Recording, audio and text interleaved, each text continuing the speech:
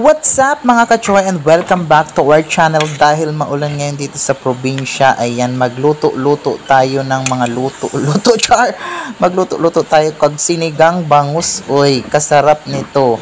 Nilagyan ko na yun ng mga kompletos, ricados at mga appliances. Meron na yan sili, sibuyas, bawang, paminta, asin, betchin at meron tayo ditong talbos ng kamote. Ayan. So mga ka-choy, dahil naka-LL tayo for today's video at nakautang tayo ng isda sa Mag-iisda. Ayan, migalaw daw shoutout po pala kay Lulu Agot. Sa kanya po ako nakautang ng isda. Palagi na lang siya nagpapautang sa akin ng isda. Ayan po mga ka-choy, takpan lang natin yan. After 100 years, ayan, luto na yan siya. Buksan natin yan siya at luto na yan talaga. Ayan, ganyan po yung preferred ng ating sinigang na bangus na luto natin dito sa ating munting tahanan sa bahay kubo natin. Mga ka-choy, takpan ulit natin. At ayun na nga, after 100 years ay maluluto na rin yan at igala-gala ko muna kayo dito sa aking bahay. Ay, Jesus Mariusip, ang mansion ko day. Ay, binabagyo na kami dito. Tingnan nyo naman yung aking mga alagang baboy. Nandito lang yan sa loob ng bahay din namin.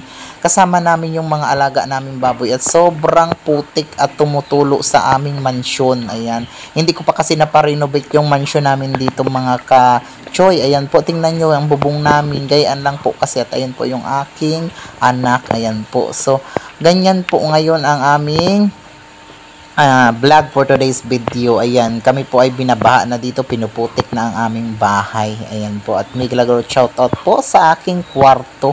Ayan, ang kwarto naming lahok-lahok, nandyan ang lahat. Ayan po, at ubos na ang aking pang-gutter. At titingnan natin ang ating sinaing. Naku, taob na naman ito sa amin ng anak ko.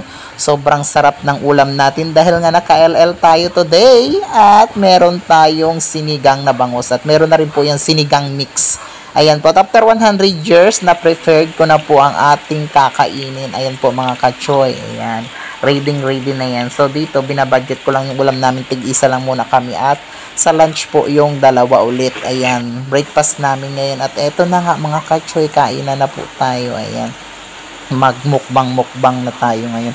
At sobrang lakas po ng ulan dito. Hindi ko po alam kung may bagyo ba.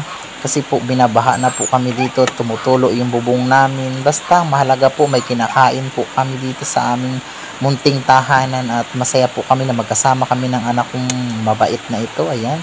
So ayan, ang anak ko po wala po yung arte-arte.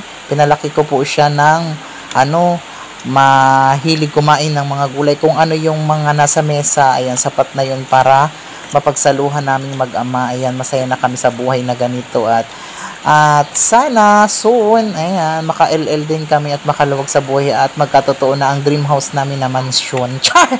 Kahit hindi mansyon, yung bahay na maayos naman yung bubong, hindi naman yung gantong bahay lang, pero okay na yan kung ano yung gihatag ng ng Diyos sa amin. Ayan. Ano ba yan? May Bisaya na, may Tagalog na, naglaok-laok na, may Bicol pa, ayan. Masiramon baga ang kanon. Ayan, para lang kami ditong nanabsab na mga kambing. Bawal to sa mga arte, mga ka-choy. Ayan. Ito mga pagkain namin dito, hindi basta-bastahin. Ayan, sobrang sarap. Ayan yung taba ng bangus. Ayan. May galaw daw shoutout po pala kay Lulu Agot. Daghang salamat kaayo at nagpautang ka sa akin ng bangus. At miss na namin ng anak ko yung ganitong ulam para palagi na lamang po kaming nag-uulam ng mga kung ano-ano dito, mga gulay-gulay sa bukid. Ayan, naisipan ko kaninang magpunta sa may labas, sa may kalsada. Lakas loob ako at kapal ng mukha ang baon ko pag alis dito sa bahay. Ayan, nagpautang naman si Lolo Agot sa akin. At sabi ko naman sa kanya, kapag yumaman na kami at sumahod sa vlog, magbayad man kami. Pero hindi man, joke lang po yun. Nababayad naman po ako. Syempre, wala naman pong perfectong tao. Lahat ng puta ng utang. Thank you for watching!